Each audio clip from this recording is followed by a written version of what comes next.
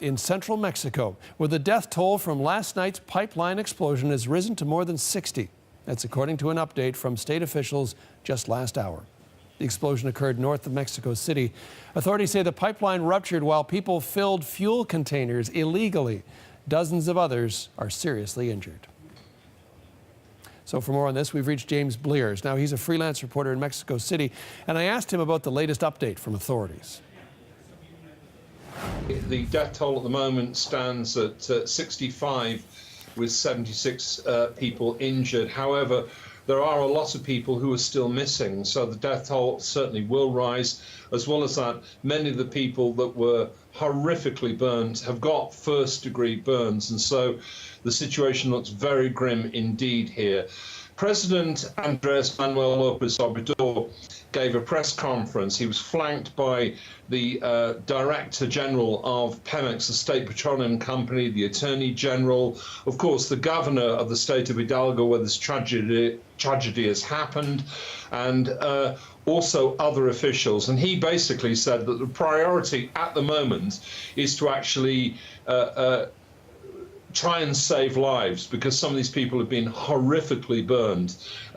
Some of them, the worst burnt, have actually been airlifted to hospitals, specialist burn units by helicopters. The fire has been put out. Police, federal police and troops are at the area. But as you said, this wasn't an accident, it was deliberate. Two huge geysers of fuel actually were rocketing into the sky, and this tragedy was several hours in the making. People were lining up in orderly queues with jerry cans, and obviously many of them were soaked with the petrol as they tried to actually take their turn and fill up the petrol. And so this has been unfortunately sabotage that has caused this terrible tragedy, the worst that there's been concerning gasoline accidents in this country for many, many years. As you say, James, all of this as a result of fuel theft. So how big of an ongoing problem is that in Mexico? It's a massive rupture of fuel. Last year, there were more than 13,000 illegal taps through the country. It's costing the Mexican government, by their estimate, more than $3 billion US, the equivalent of $3 billion US a year. President Andrés Manuel López Obrador about 10 days ago closed several major pipelines because of the thefts. That has led to acute shortages of petrol, gasoline, especially in Mexico City.